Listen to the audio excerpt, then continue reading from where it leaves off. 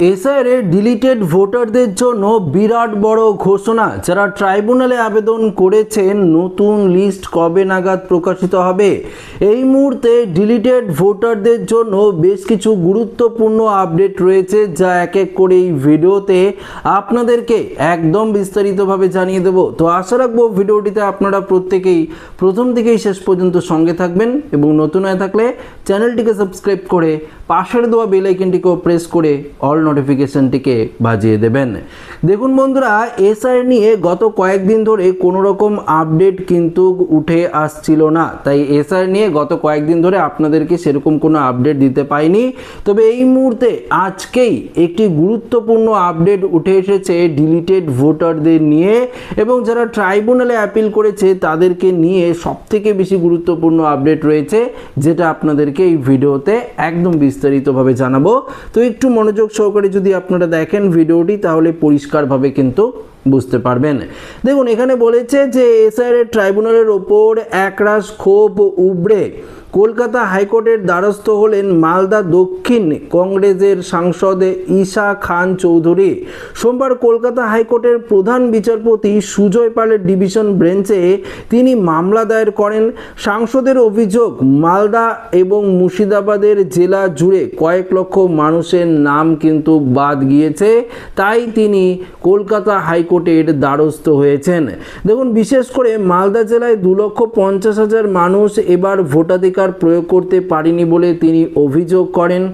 একদিন কংগ্রেস সাংসদ ঈশা খান চৌধুরী জানান, এসআইআর ট্রাইব্যুনালে মীমাংসা না হওয়ায় প্রায় 30 লক্ষের কাছাকাছি মানুষ ভোট দিতে পারেনি। এর জন্য তারা নিজেদের গণতান্ত্রিক অধিকার থেকে বঞ্চিত হয়েছেন। তাই হাইকোর্টের কাছে আবেদন অ্যাডজুডিকেশন ও ডিলিটেডের মধ্যে দিয়ে কত মানুষের আবেদন করেছিলেন এবং কতজন ভোটার ট্রাইব্যুনালের মাধ্যমে নিষ্পত্তি হয়েছে, বর্তমানে কতজনের নাম বিচারাধীন তালিকায় রয়েছে, তা কিন্তু খতিয়ে দেখতে একদম পরিষ্কারভাবে নির্দেশ দেওয়া হয়েছে। দেখুন, একটা বিষয় আপনাদেরকে জানাই, দেখুন আপনার নাম এসআইআর থেকে ডিলিটেড হয়েছে, আপনারা ট্রাইব্যুনালে আবেদন করেছেন, কিন্তু ট্রাইব্যুনালে সমস্ত কিছু নিষ্পত্তি যদি ভোটের আগেই করে দেওয়া হতো, তাহলে এই যে 30 লক্ষের মোট 27 লক্ষের ওপরে ভোটার ট্রাইব্যুনালে আবেদন করেছে, তাদের মধ্যে কিছু লক্ষ তো ভোট দিতে পারতো, তারাও কিন্তু ভোট থেকে বঞ্চিত হয়েছে, এমনটাই তিনি কিন্তু এই যে সাংসদ ঈশা খান তিনি কিন্তু পরিষ্কারভাবে জানিয়ে দিয়েছে।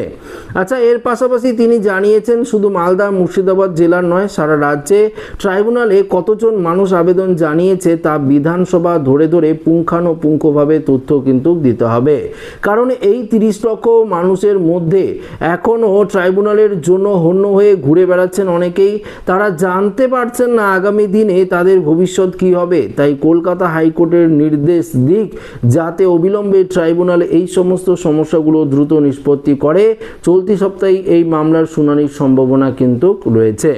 আচ্ছা, প্রসঙ্গত 8ই নভেম্বর 2025 সালে স্পেশাল ইন্টেন্সিভ এসআইআর শুরু হয়েছিল। রাজ্যের প্রথম দফায় এসআইআরে 16ই নভেম্বর প্রথম তালিকা প্রকাশিত হয়, তাতে 58 লক্ষ মানুষের নাম বাদ গিয়েছিল। দ্বিতীয় দফায় 28 ফেব্রুয়ারি তালিকা প্রকাশিত হয়, সেই তালিকায় বহু মানুষের নাম ডিলিটে হয়ে যায়। এরপর প্রাক্তন মুখ্যমন্ত্রী মমতা বন্দ্যোপাধ্যায় সুপ্রিম কোর্টের কিন্তু দ্বারস্থ হয়েছিলেন।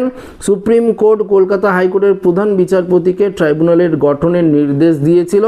সেই মতো কলকাতা হাইকোর্টের বিচারপতি সুজয় পাল প্রাক্তন কলকাতা হাইকোর্টের প্রধান বিচারপতির নেতৃত্বে একটি কমিটি গঠনের কিন্তু নির্দেশ দেওয়া হয়। সেই কমিটি এবং এসওপি তৈরি করবে, সেই মোতাবেক এসওপি তৈরি করা হলেও রাজ্যের প্রথম দফা নির্বাচনে ভোটার তালিকা থেকে বাদ যাওয়া 30 লক্ষের কাছাকাছি ভোটার ভোট দিতে সক্ষম হন এবং আজও বহু প্রশ্নের উত্তর খুঁজে পাওয়া যাচ্ছে না, তাই তারা আদালতের দ্বারস্থ হয়েছেন। তো দেখুন, এটা তো সত্যি, তাই না, যে আদালতের দ্বারস্থ কেন হবে না? যারা ট্রাইব্যুনালে আবেদন করেছে, এখনও পর্যন্ত লক্ষ লক্ষ ভোটার ট্রাইব্যুনালে আবেদন করেছে, তারা যখন নিজেদের স্ট্যাটাস চেক করে দেখছে তখন দেখাচ্ছে পেন্ডিং, অর্থাৎ তারা কিন্তু কোনো রকম সুরাহা এক্ষেত্রে পাচ্ছে না। তারা বুঝতেও পারছে না আদৌ তাদের নাম ট্রাইব্যুনাল থেকে নিষ্পত্তি পাবে কি না, আদৌ তাদের নাম ফিরে আসবে লিস্টে, না আবারও ডিলিট হয়ে যাওয়ার সম্ভাবনা রয়েছে। এই আশঙ্কায় লক্ষ লক্ষ ভোটার রয়েছে। কেননা দেখুন আমাদের রাজ্যে নতুন সরকার গঠনের পর থেকেই এই যে একের পর এক উদ্যোগ নিচ্ছে, যেমন লক্ষ্মীর ভাণ্ডার প্রকল্প বন্ধ হয়ে অন্নপূর্ণা ভাণ্ডার প্রকল্প চালু করা হচ্ছে। এই অন্নপূর্ণা ভাণ্ডার প্রকল্পে যারা ডিলিটেড ভোটার রয়েছে তারা তো আর আবেদন করতে পারবে না। ট্রাইব্যুনালে যারা আবেদন করেছেন তারা নিষ্পত্তি পাওয়া পর্যন্ত তাদের আবেদন অ্যাকসেপ্ট করা হবে, পরবর্তীতে তাদের আবেদন কিন্তু রিজেক্ট করে দেওয়া হতে পারে যদি আপনার নাম ট্রাইব্যুনাল থেকে ডিলিট হয়ে যায়। এটা কিন্তু রাজ্যের মুখ্যমন্ত্রী শুভেন্দু অধিকারী জানিয়ে দিয়েছে। এবার প্রশ্ন হলো, দেখুন এই রেশন কার্ড থেকেও আপনার নাম ডিলিট হয়ে যাচ্ছে, অর্থাৎ আপনার যদি এসআর এর নাম ডিলিট হয়ে যায়, আপনার যদি ভোটার তালিকায় নাম না থাকে, তাহলে আপনি রেশন পরিষেবা পাবেন না। আপনার রেশন কার্ডটি তো হারাবেন এবং ফ্রিতে রেশন পরিষেবা আপনি কিন্তু পাবেন না। দেখুন এটা কিন্তু প্রশ্ন রয়েছে শুধু অবৈধ অনুপ্রবেশকারী বাংলাদেশি বা যারা অবৈধভাবে প্রবেশ করেছেন আমাদের পশ্চিমবঙ্গে, সেই সমস্ত ভোটারদের ধরার ক্ষেত্রেই এই উদ্যোগ নেওয়া হয়েছে। মৃত ভোটার, স্থানান্তরিত ভোটার, শিফটেড, এগুলোর জন্য কিন্তু এসআইআর করা হয়েছে। এবার দেখুন সেই সমস্ত ভোটারদের পাশাপাশিও আমাদের ভারতবর্ষ বা পশ্চিমবঙ্গে দীর্ঘদিন ধরে বসবাস করে এরকম জেনুইন ভোটার রয়েছে, তাদের নামও কিন্তু ডিলিটেড তালিকায় উঠে গেছে কিছু নামের মিসমেসিংয়ের কারণে। ধরুন 2002 সালে একজন ব্যক্তির বাবার নাম একটা ছিল, পরবর্তীতে তার বাবার নাম সেটা চেঞ্জ করেছে, স্পেলিং মিস্টেক ছিল, কিছু নাম কারেকশন করেছে, সেই কারণে কোনো ব্যক্তির অর্থাৎ ভোটার লিস্ট থেকে নাম কিন্তু ডিলিট হয়ে গেছে এবং সে কিন্তু ট্রাইব্যুনালে আবেদনও করেছে। এখনো পর্যন্ত তার নাম পেন্ডিং অবস্থায় রয়েছে, কিন্তু তার কি দোষ? দেখুন সে তো পশ্চিমবঙ্গের নাগরিক, ভারতবর্ষের নাগরিক, সে তো দীর্ঘদিন ধরে ভোট দিয়ে আসছে, তার বাবা মার নাম তো আছে, তার দিদির নাম রয়েছে, কিন্তু কেন তার নাম ডিলিট হলো, এই প্রশ্নটা কিন্তু থেকে যাচ্ছে এবং সেই লোক কিন্তু এখনো পর্যন্ত আতঙ্কে রয়েছে। তো আপনারা বুঝতেই পারছেন এই 27 থেকে 30 লক্ষের মতন ভোটার যারা ট্রাইব্যুনালে এখনো পর্যন্ত পেন্ডিং রয়েছেন, এখনো পর্যন্ত আপনার নিষ্পত্তি হয়নি, তো বুঝতেই পারছেন কতটা সমস্যার মুখে কিন্তু রয়েছেন। তাই কংগ্রেসের যে মালদার কংগ্রেসের যে একজন যে রয়েছে তিনি পরিষ্কারভাবে এটা আদালতের দ্বারস্থ হয়েছে এবং তিনি পরিষ্কার এই কথা জানিয়ে দিয়েছে যে খুব দ্রুত এই সমস্ত নিষ্পত্তি করে দেওয়া হোক এবং যারা এই নিয়ে আশঙ্কায় রয়েছে তাদের মনের অবস্থা অনেকটাই ঠিক হবে।